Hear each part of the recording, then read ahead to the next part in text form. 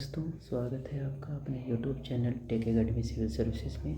आज हम लोग यूपीपीसीएस आरओ 2024 की दृष्टि से प्री के लिए बेस्ट बुक लिस्ट के बारे में जानेंगे। जैसा कि आप सभी लोग जानते हैं, इसमें 3 स्टेज होते हैं। प्रत्येक स्टेज में जैसे प्री, मेंस, इंटरव्यू, प्रत्येक वर्ष क्या होता है, ये प्रत्येक वर्ष 3 से 4 लाख लोग प्री देते हैं, 3500 से 4500 लोग मेंस देते हैं, 1000 लोग इंटरव्यू। आज हम लोग प्री के बारे में चर्चा करेंगे। जैसा कि प्री में 2 पेपर होते हैं, एक जीएस, एक सीसेट।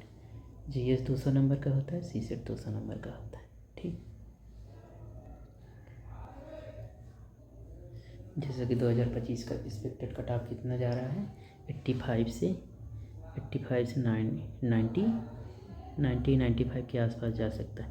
और हम प्रीवियस कट ऑफ देखें तो कितना है, देखो 2023 में कितना गया था, 125, 93 क्वेश्चन, 111 मार्क्स। 2022 में गया था 84 लगभग आसपास। 2021 में 115 लगभग 87 क्वेश्चन। 2020 में 110 लगभग 83 क्वेश्चन। 2019 में 117 लगभग 88 क्वेश्चन। 2018 में 94। तो इससे हम लोग ये आइडिया लगा सकते हैं मोटा मोटा कि हम लोगों का टारगेट कितना, 100 क्वेश्चन का टारगेट रखना होगा। ठीक, जैसे कि अब सब्जेक्ट वाइज देखते हैं कि किससे कितना क्वेश्चन आते हैं। पॉलिटी से 20 से 25 क्वेश्चन आ ही रहे हैं, हिस्ट्री से 24 से 26 क्वेश्चन, जिसमें मॉडर्न हिस्ट्री से लगभग 10 से 12 क्वेश्चन अकेले आते हैं, और मिडेवल और एशियंट से 6 क्वेश्चन आते हैं। ज्योग्राफी और एनवायरनमेंट मिला के 20 से 25 क्वेश्चन। साइंस से 20 क्वेश्चन तो फिक्स ही रहते हैं, 20 से 22 क्वेश्चन। यूपी स्पेशल 5 से 8 क्वेश्चन। मिसलेनियस 10 से 12। करंट वेरी इंपॉर्टेंट, 30+ ही क्वेश्चन हमेशा रहते हैं। ये तो पूरा पेपर का पैटर्न हो गया। अब हम लोग 1 बाय 1 देखेंगे कि क्या क्या स्ट्रेटजी होनी चाहिए हम लोगों का, जिससे एग्ज़ाम आसानी से निकल।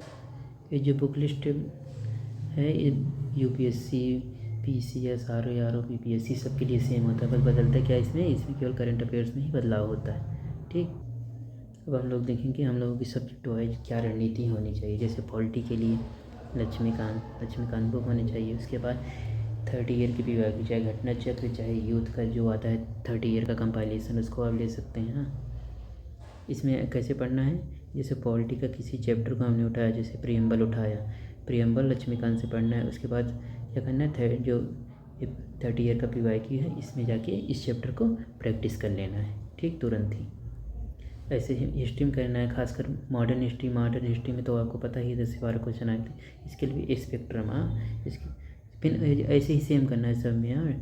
जिस टॉपिक को पढ़े उसको 30 ईयर प्रीवियस ईयर क्वेश्चन में जाके, चाहे घटना चक्र चाहे यूथ का, उससे जाके प्रैक्टिस कर लेना है। ऐसे मिडेवल में मिडेवल के लिए Satish Chandra, previous year question. Ancient के लिए रामशरण शर्मा सर की बुक। ठीक, ज्योग्राफी के लिए 9 to 12 एनसीईआरटी कर लेना है। और फिर मैपिंग तो बहुत ही महत्वपूर्ण है, मैपिंग को छोड़ ही नहीं सकते। लगभग 12 से 14 क्वेश्चन मैपिंग के आते हैं हर साल। ऐसे ही साइंस के लिए एनसीईआरटी 6 to 12 देख सकते हैं, प्रीवियस ईयर क्वेश्चन पर्याप्त होते हैं प्री के लिए। इकोनॉमिक में 11, 12 की एनसीईआरटी और करंट अफेयर्स, इसमें बजट, इकोनॉमिक सर्वे, स्कीम्स, इसी सबसे रिलेटेड क्वेश्चन आते हैं, और प्रीवियस ईयर क्वेश्चन कर लीजिए। यूपी स्पेशल में ओनली पीवाईक्यू कर लीजिए, इससे सब सारे क्वेश्चन सॉल्व हो जाएंगे। फिर करंट अफेयर के लिए क्या कर सकते हैं, करंट अफेयर के लिए क्रॉनिकल मैगजीन या घटना चक्र, किसी में से एक को आप फॉलो कर सकते हैं जो आपको अच्छे लगे। इसके बाद सबसे ज़रूरी होता है टेस्ट सीरीज।